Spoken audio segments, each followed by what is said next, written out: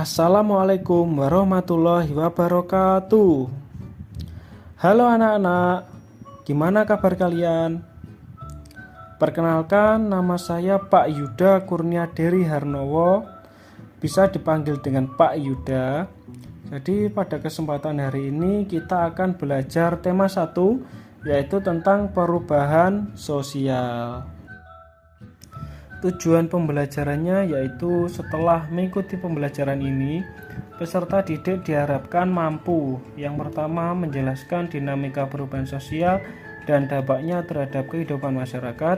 Yang kedua, menganalisis macam-macam perubahan sosial. Oke anak-anak, sebelum kita memasuki materi, kalian di sini merasakan perubahan sosial enggak anak-anak? Sejak kalian kelas 1 SD hingga kelas 9 ini, perubahan sosial yang kalian alami itu apa anak-anak? Nah, kalau perubahan sosial yang saya alami dulu saat saya masih kecil, itu anak-anak zaman dulu itu lebih suka bermain kelereng, bermain bola, bermain layang-layang, bermain petak umpet, dan lain sebagainya. Dan setelah saya amati, kalau anak-anak zaman sekarang itu dia lebih suka bermain gadget anak-anak, ya seperti bermain TikTok, bermain game, bermain Mobile Legends, bermain Free Fire, bermain Facebook, dan lain sebagainya. Nah, jadi pengertian dari perubahan sosial itu apa sih anak-anak? Ada yang tahu nggak? Yuk kita bahas bersama. Nah, jadi anak-anak, pengertian dari perubahan sosial itu adalah bentuk peralihan yang mengubah tata kehidupan masyarakat yang berlangsung terus-menerus karena sifat sosial yang dinamis dan bisa terus berubah. Nah, sedangkan perubahan sosial menurut Pak Selo Sumarjan, Pak Selo Sumarjan ini adalah seorang ilmuwan sosiologi ya anak-anak ya. Jadi menurut beliau, perubahan sosial itu adalah perubahan pada lembaga-lembaga kemasyarakatan di dalam suatu masyarakat yang memengaruhi sistem sosialnya, termasuk nilai-nilai, sikap, dan perilaku di antara kelompok-kelompok dalam masyarakat. Nah, contohnya seperti gambar di samping ini anak-anak ya. Jadi pada saat SD dulu, teman-teman saya tuh kalau ditanya cita-citanya apa, itu kebanyakan menjawab bercita-cita ingin menjadi dokter, bercita-cita ingin menjadi polisi, bercita-cita ingin menjadi insinyur, bercita-cita menjadi astronot, dan lain sebagainya.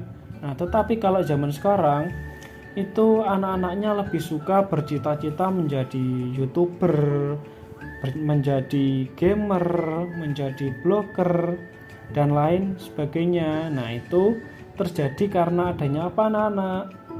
Ya, terjadi karena adanya perubahan sosial. Nah, selanjutnya kita akan membahas perubahan berdasarkan waktu. Perubahan berdasarkan waktu itu dibedakan menjadi 2 ya anak-anak ya. Pertama itu evolusi. Evolusi itu adalah perubahan yang terjadi secara perlahan dalam jangka waktu yang lama. Rentan waktunya itu ratusan hingga ribuan tahun. Nah, contohnya itu seperti zaman dulu itu orang-orang transaksinya itu menggunakan barter ya anak-anak ya, karena belum ditemukan uang. Nah, karena adanya perubahan sosial dan perkembangan zaman, jadi pada zaman sekarang itu orang-orang sudah menggunakan uang sebagai alat transaksi. Nah, yang kedua itu adalah revolusi. Revolusi itu adalah perubahan secara mendadak dalam jangka waktu yang relatif cepat. Nah, contohnya itu adalah revolusi industri. Revolusi industri pertama sampai revolusi industri 4.0. Selanjutnya adalah perubahan berdasarkan cakupan. Nah, ini juga dibedakan menjadi 2 anak-anak.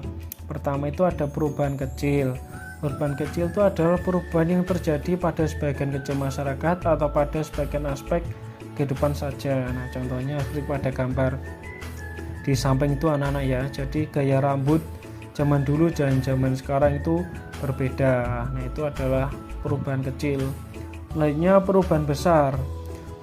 Perubahan besar itu adalah perubahan yang terjadi pada sebagian besar masyarakat atau aspek kehidupannya. Nah, contohnya itu seperti pembangunan gedung-gedung seperti pada gambar di bawah ini anak-anak ya. Zaman dulu bangunan gedung itu masih sedikit, karena adanya perubahan besar dibangunlah gedung-gedung yang cukup lumayan besar itu anak-anak ya. Selanjutnya kita akan bahas perubahan berdasarkan perencanaan. Yang pertama adalah perubahan yang direncanakan atau planet change. Perubahan yang direncanakan adalah perubahan yang terjadi atas kehendak dan perencanaan yang dilakukan oleh pihak tertentu. Nah, contohnya pada gambar di samping itu. Dengan adanya gerakan untuk menggunakan kantong belanja berbahan kain untuk mengurangi produksi sampah plastik. Yang kedua ini adalah perubahan yang tidak direncanakan atau unplanned change. Perubahan yang terjadi tanpa usaha yang sengaja dilakukan oleh masyarakat. Contohnya itu bencana alam.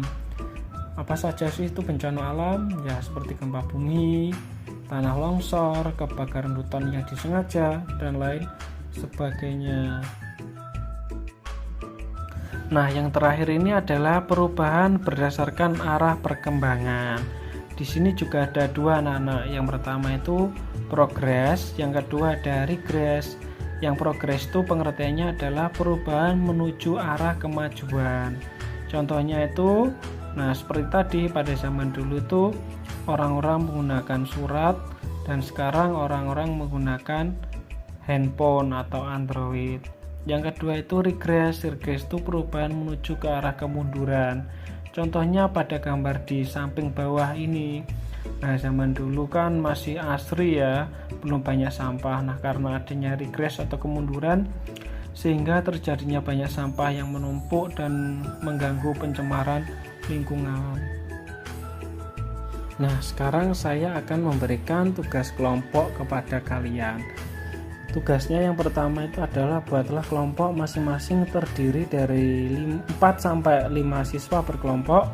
Yang kedua, carilah 5 contoh perubahan sosial di lingkungan sekitar kalian dan berikan penjelasan sesuai materi yang diajarkan. Yang ketiga, presentasikan hasil kerja kelompokmu di depan kelas menggunakan aplikasi Canva. Sebelum saya tutup, saya ada sedikit pantun untuk kalian. Buah nanas, buah ceri, dicampur enak sekali. Cukup sekian pertemuan kali ini. Semoga bisa bertemu di kemudian hari. Sekian dari saya. Terima kasih. Assalamualaikum warahmatullahi wabarakatuh.